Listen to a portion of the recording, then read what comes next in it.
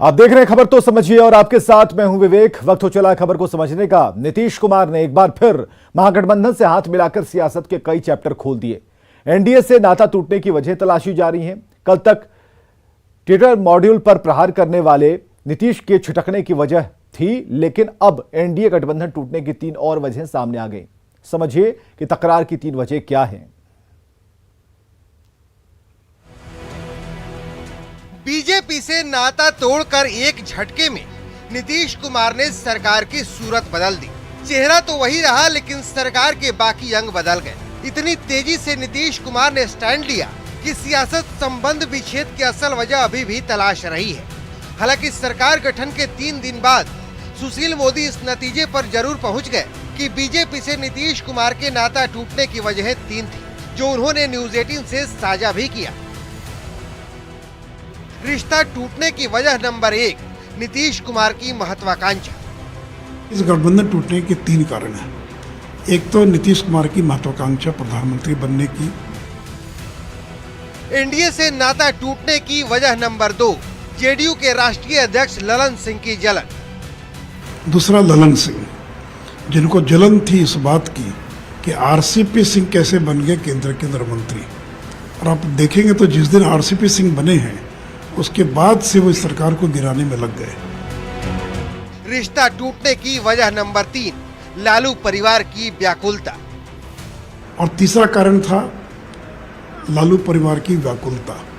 उनको लग रहा था कि 2020 के अंदर केवल छू कर, जैसे कोई आदमी लाइन पर से छू कर लौट आता है, जो 5-6 का मुश्किल से अंतर था, तो व्याकुल थे कि येन केन प्रकार किसी तरह से सत्ता में आ जाए। सुशील मोदी ने आरसीपी सिंह को लेकर भी नीतीश कुमार पर हमला बोला।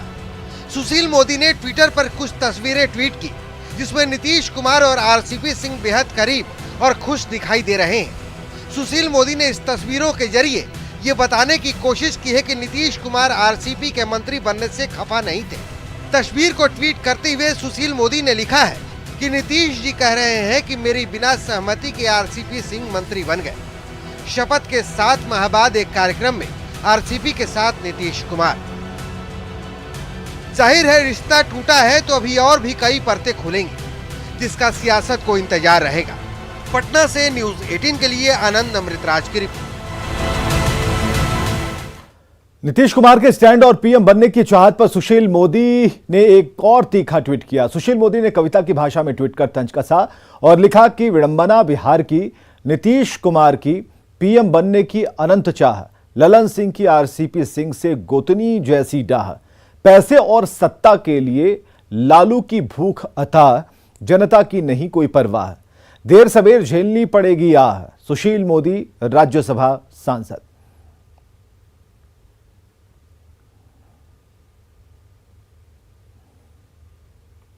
तो सवाल है कि क्या पीएम बनने की चाहत में नीतीश कुमार ने बीजेपी के साथ पुराना रिश्ता तोड़ दिया?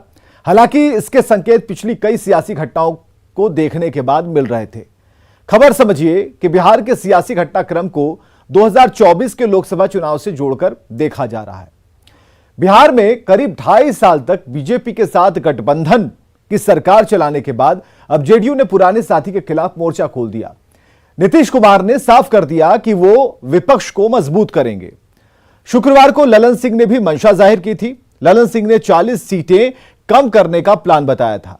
नीतीश कुमार की नाराजगी के संकेत उसी समय से मिलने लगे थे जब वो राष्ट्रपति द्रौपदी मुर्मू के शपथ ग्रहण में नहीं पहुंचे।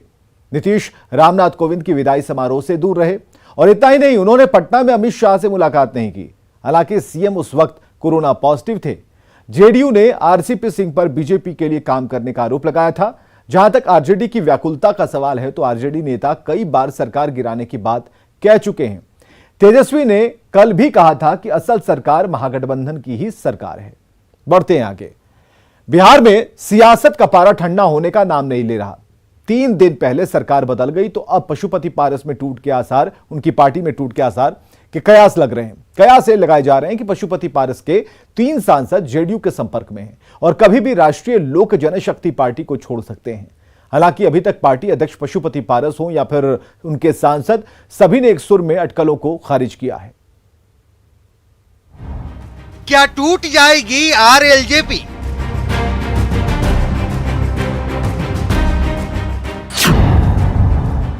क्या आरएलजेपी को झटका लगने वाला है? 9 अगस्त का दिन था जब बिहार में अचानक नीतीश कुमार ने पाला बदल लिया। सरकार का चेहरा तो वही रहा, लेकिन पूरा शरीर बदल गया। सरकार गठन के मात्र तीसरे दिन अब ये खबर आ रही है कि आरएलजेपी के 3 सांसद एनडीए को अलविदा कहकर नीतीश का तीर थाम सकते हैं। इस वक्त आरएलजेपी के 5 सांसद हैं। केंद्र सरकार में मंत्री पशुपति पारस और प्रिंस राज के अलावे नवादा से सांसद चंदन सिंह, वैशाली से वीणा देवी और खगड़िया से सांसद महबूब अली कैसर। इन्हीं 3 सांसदों का नाम सामने आ रहा है, जिनको लेकर कयास लगाए जा रहे हैं। बिहार की सियासत में अचानक से एक खबर तेजी से रफ्तार पकड़ी कि पारस गुट के जो 5 सांसद है उसमें से 3 सांसद उनका साथ छोड़ सकते हैं और जेडीयू का दामन थाम सकते हैं। जाहिर सी बात है, जैसे ही ये खबर आई बिहार के राजनीतिक हलके में सरगर्मी काफ़ी तेज हो गई और इस बारे में कई तरह के कयास होने लगे। हालांकि मोदी सरकार में मंत्री और आरएलजेपी के अध्यक्ष पशुपति पारस ने पार्टी में टूट की खबरों को पूरी तरह से खारिज किया है। चाहे एक चर्चा ये भी है कि आपकी पार्टी में भी कुछ सांसद जेडीयू आरजेडी आ सकते हैं, ऐसा? जिन 3 सांसदों के नाम की चर्चा है, उन्होंने भी फिलहाल पाला बदलने की खबर को खारिज किया है।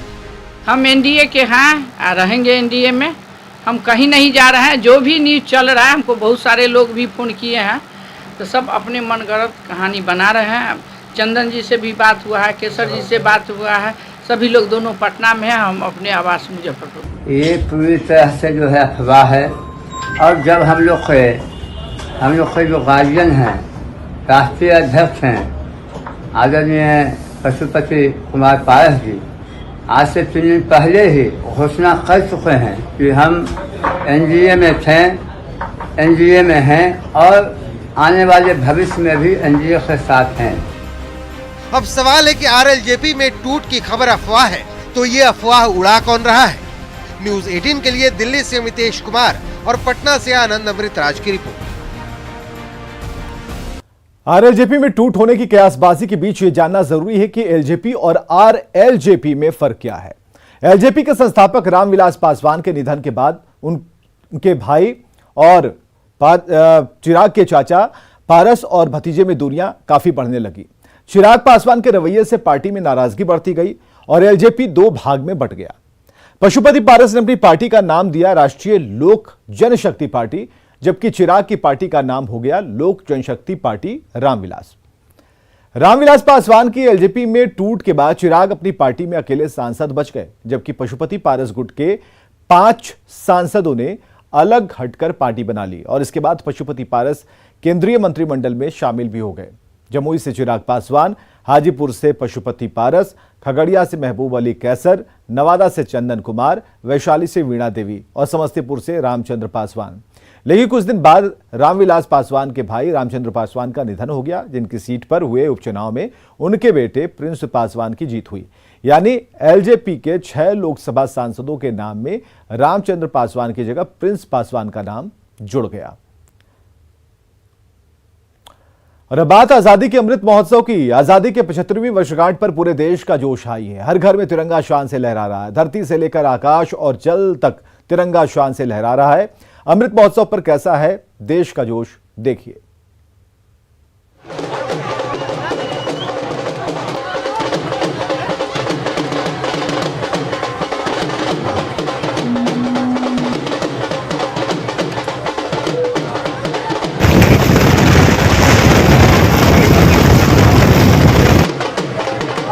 आजादी के अमृत महोत्सव पर जोश और जज्बा ऐसा कि उज्जैन पुलिस के जवान खुद को रोक नहीं पाए।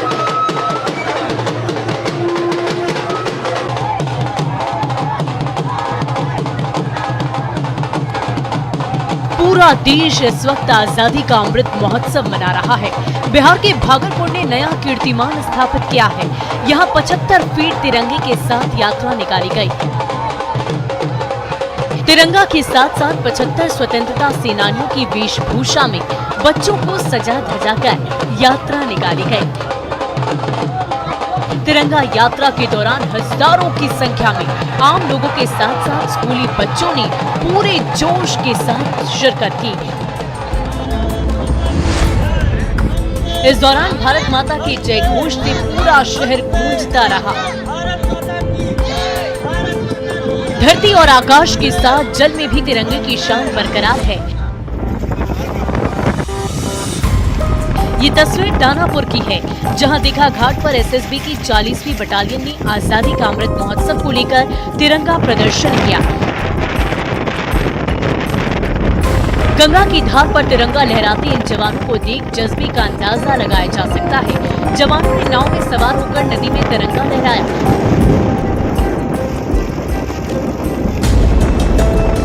तस्वीरों में आप भी देख सकते हैं किस तरीके से गंगा के बीच में नाव पर एसएसबी के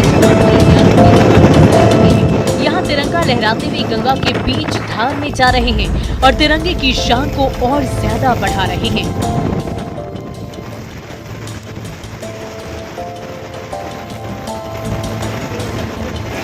अगस्त से शुरू स्वतंत्रता दिवस के दिन तक चलने वाले इस अभियान के तहत पीएम मोदी ने हर नागरिक से अपने घर में तिरंगा फहराकर आजादी के जश्न में शामिल होने की गुजारिश की है। पीएम मोदी की मां हीराबेन भी हर घर तिरंगा अभियान में शामिल हो चुकी है। अहमदाबाद में पीएम मोदी की 99 वर्षीय मां हीराबेन ने बच्चों के संग अपने घर पर तिरंगा फहराया और पूरे जोश के साथ जय हिंद के नारे लगाकर भारत माता को नमन किया। Bureau report, news 18 network.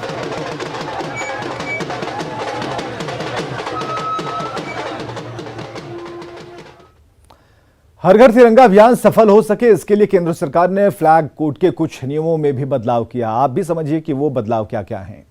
पहला तो यह है कि अब तिरंगे को रात में भी फहराया जा सकता है। अब तक तिरंगा सिर्फ सूर्योदय से सूर्यास्त तक ही फहरा सकते थे, लेकिन अब 24 घंटे घर पर तिरंगा आप फहरा सकेंगे। दूसरा बदलाव यह है कि अभी तक हाथ से बुना और काता हुआ ऊन, कपास या रेशमी खादी से बना राष्ट्रीय ध्वज ही फहराने की इजाजत थी, लेकिन अब मशीन से बना हुआ कपास, ऊन या फिर रेशमी खादी से बना तिरंगा फहरा सकते हैं। साथ ही अब पॉलिस्टर से बना तिरंगा भी फहराया जा सकता है। अब आप समझिए कि तिरंगे का अपमान कब माना जाएगा। जब आप घर में तिरंगा फहराएं तो इस बात का खास ध्यान रखें कि वो झुका ना हो, वो जमीन को ना छूता हो या फिर पानी न लग रहा हो। अगर ऐसा होता है तो यह तिरंगे का अपमान होगा। तिरंगे में सबसे ऊपर केसरिया, सबसे नीचे हरा रंग होना चाहिए। किसी भी स्थिति में ऊपर हरा और नीचे केसरिया रंग नहीं होना चाहिए। झंडे पर कुछ भी नहीं लिखा जा सकता। तिरंगे को किसी ड्रेस या फिर यूनिफॉर्म के किसी हिस्से में भी लगाने की मनाही है। ना ही किसी रुमाल, तकिया या फिर नैपकिन में तिरंगे की डिजाइन होनी चाहिए। झंडा फटा हुआ या फिर मैला कुचैला नहीं होना चाहिए। आगे बढ़ते हैं। कॉमनवेल्थ गेम्स 2022 में भारत का झंडा बुलंद करने वाले खिलाड़ी देश वापस आ गए हैं। शनिवार को प्रधानमंत्री नरेंद्र मोदी ने सभी खिलाड़ियों से मुलाकात की और अपना वादा दोहराया। खिलाड़ियों से पीएम ने कहा, पहले वो जानिए फिर खबर समझिए।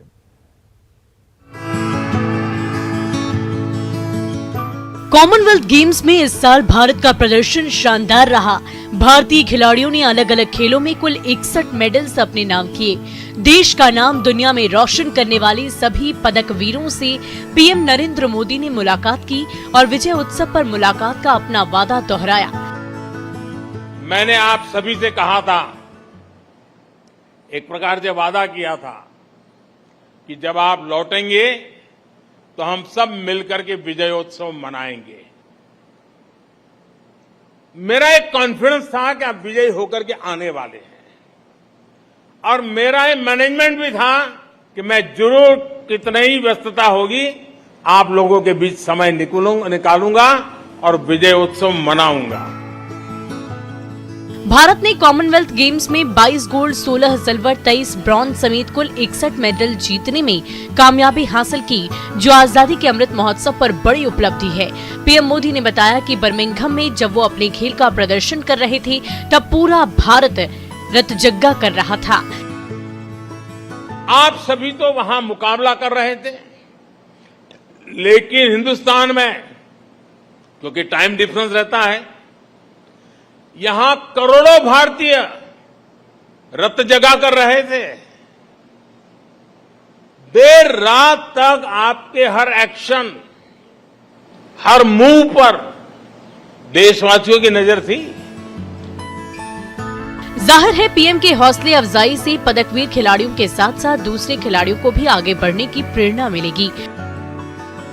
Bureau report, news 18 network.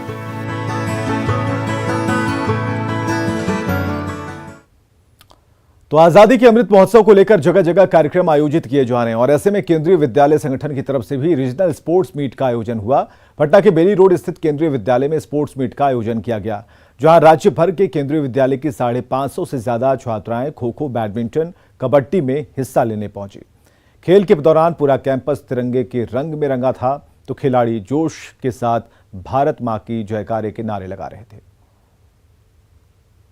आजादी के अमृत महोत्सव के उपलक्ष्य में केंद्रीय विद्यालय संगठन की तरफ से रीजनल स्पोर्ट्स मीट रखा गया है और ये सेंटर केंद्रीय विद्यालय बेली रोड है, जहां पर देख सकते हैं राज्य भर के जो केंद्रीय विद्यालय के बच्चे हैं उन्होंने स्पोर्ट्स में भाग लिया है। खो खो, वॉलीबॉल, बैडमिंटन, कबड्डी, तमाम जो खेल है यहाँ पर बच्चे खेल रहे हैं और निश्चित रूप से इसमें इनाम भी रखे गए हैं। प्रतियोगिता टाइप का माहौल बना हुआ है, हर बच्चों के हाथ में तिरंगा लहरा रहा है। तो ये देख सकते हैं कि आज़ादी का जो अमृत महोत्सव है पूरा हिंदुस्तान मना रहा है। ऐसे में जो स्कूली बच्चे हैं उनमें भी देश के प्रति जज्बा है और जो जोश है, जो जुनून है, वो साफ तौर से केंद्रीय विद्यालय में देखने को मिल रहा है। सबसे पहले यहाँ के जो प्राचार्य हैं उनसे बात करते हैं। ये जो आयोजन है, क्या लग रहा है कि कितने दिनों तक ये चलेगा? ये 2 दिन चलने वाला आयोजन है। आज से इसका शुभारंभ हुआ है, कल इसका समापन होगा। आज़ादी के अमृत महोत्सव और हर घर तिरंगे को और धूमधाम से मनाने के लिए केंद्रीय विद्यालय संगठन पटना संभाग की ओर से ये एक बड़ा ही आयोजन किया गया है। रीजनल स्पोर्ट्स मीट है, जिसमें पूरे बिहार के 48 केंद्रीय विद्यालय से बालिकाओं की टीम यहाँ पे आई है। यहाँ पे 6 इवेंट हैं, जिसमें हॉकी है, योगा है, बैडमिंटन है, ये सारे इवेंट, खो खो, ये इवेंट यहाँ पे आयोजित किए जा रहे हैं। बच्चों से बात कर लेते हैं। ये बताइए कि आज बहुत गर्व महसूस हो रहा होगा, हर हाथ में तिरंगा है। जी हाँ, बहुत गर्व महसूस हो रहा है क्योंकि हम भी एक इसके हिस्सा हैं गेम के और हमें इसके खेलने का मौका मिला, ये बहुत हमारे गर्व की बात है। चेहरे पर मुस्कान भी है और क्या लग रहा है कि आप लोग विनर होंगे, ऐसा लग रहा है? यस सर, बिल्कुल विनर होंगे। Yes sir. 2 दिनों तक लगातार खेल होगा यहाँ पर। Yes sir. क्या संदेश देना चाहेंगे जो तिरंगा लहरा रहा? सर, कहना चाहेंगे कि बहुत मुश्किल होता है इस में भाग लेने का। मैं इसमें हूँ और मुझे बहुत खुशी हो रही है और मैं अपने स्कूल का नाम बहुत अच्छे से रोशन करना चाहती हूँ। क्या नाम हुआ? नीशू राज। देखिए, ये बच्चियां हैं और भारत माता की जय का लगातार नारा लगा रही हैं। जाहिर है जिस तरह से केंद्रीय विद्यालय संगठन ने यहाँ पर कोशिश की है, खेल का आयोजन कराकर एक संदेश भी दिया जा रहा है बच्चों के माध्यम से कि हर घर तिरंगा अभियान जो चलाने की बात सरकार कर रही है, तो बच्चे भी इसमें पीछे नहीं है और जश्न आजादी का जो माहौल है साफ तौर से केंद्रीय विद्यालय में देखने को मिल रहा है। कैमरामैन सुबोध के साथ रजनीश कुमार, न्यूज़ 18 पटना। 15 अगस्त को लेकर झारखंड में कैसी तैयारी है वो भी हम आपको दिखाने हैं।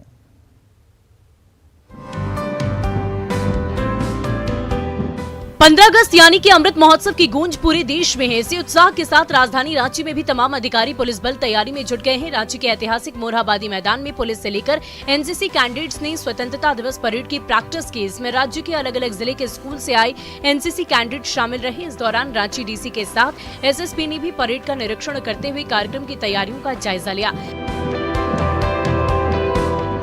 साथ ही गेस्ट और आमजनों के लिए आने जाने के रूट प्लान के बारे में भी आवश्यक दिशा निर्देश दिए। दरअसल झारखंड में स्वतंत्रता दिवस को धूमधाम से मनाने की तैयारी की जा रही है। रांची के मोरहाबादी मैदान में आयोजित होने वाली स्वतंत्रता दिवस समारोह की तैयारियां जोरों पर है। यहां परेड का रिहर्सल कराया गया। रांची के उपायुक्त राहुल कुमार सिन्हा और वरीय पुलिस अधीक्षक किशोर कौशल ने निरीक्षण करते हुए कार्यक्रम स्थल पर तैयारियों का जायजा लिया।